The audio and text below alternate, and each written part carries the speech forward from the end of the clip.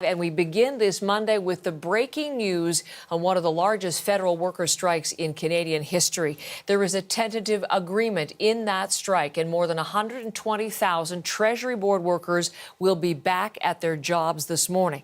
The Public Service Alliance of Canada announced a tentative deal in the very early hours of the morning, around 2 a.m. Eastern. The deal includes a significant wage increase over 4 years, new language around remote work decisions. So this is for the employees at the Treasury Board. About 35,000 workers at the Canada Revenue Agency remain on strike this morning, and in a statement from the union, those talks are ongoing.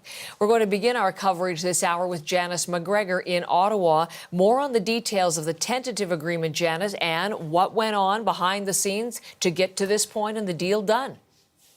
Yeah, good morning, Heather. Let's start with those wage increases, because according to the union, these are substantially higher than what had been previously disclosed. And they've added a fourth year to the deal. Previously, they were talking about offers involving increases over 3 years. There is also here a one-time lump sum pensionable payment of $2,500. Why is it significant that it's pensionable? Well, if you are close to retirement, it means that this will kind of add to your 5 best earning years in a way that could be quite significant for workers at some of these income levels.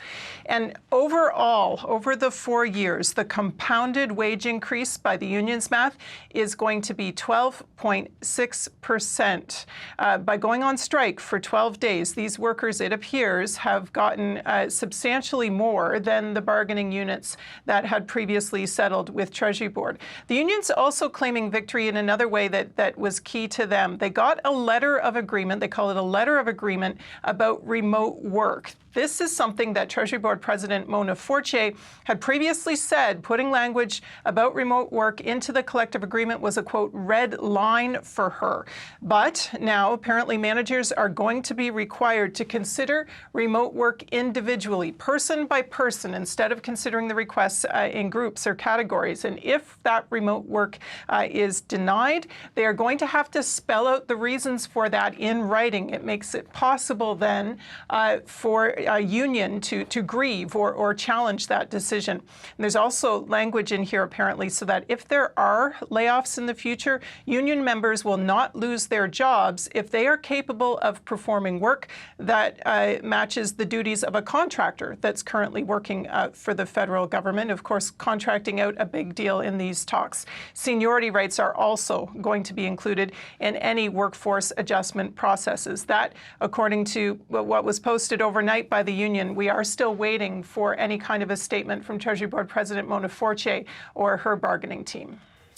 But there is one of the bargaining groups, Janice, still negotiating as we speak this morning. That's about 35,000 Canada Revenue Agency workers, and they remain off the job. What is their status?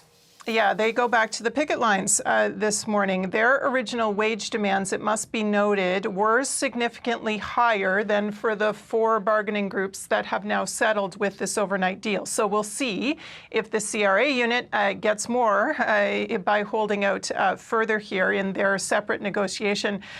In addition to today being tax filing deadline, it's also May Day, International Workers' Day. Large rallies had been planned for downtown Ottawa with people busing into town. It's quite miserable and rainy out there, though, Heather, so we will see if some of these workers now will be marking May Day by reporting to work with a new deal in hand. Janice, thank you very much. Janice McGregor in Ottawa.